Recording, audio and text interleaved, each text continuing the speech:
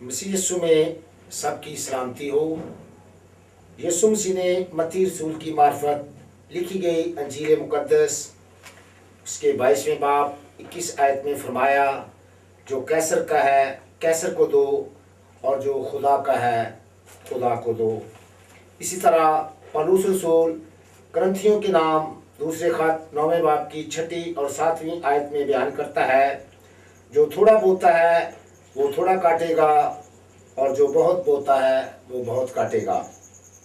जिस कदर हर एक ने अपने दिल में ठहराया है उसी कदर दे, ना दरेक करके ना लाचारी से, क्योंकि खुदा खुशी से देने वालों को अजीज रखता है।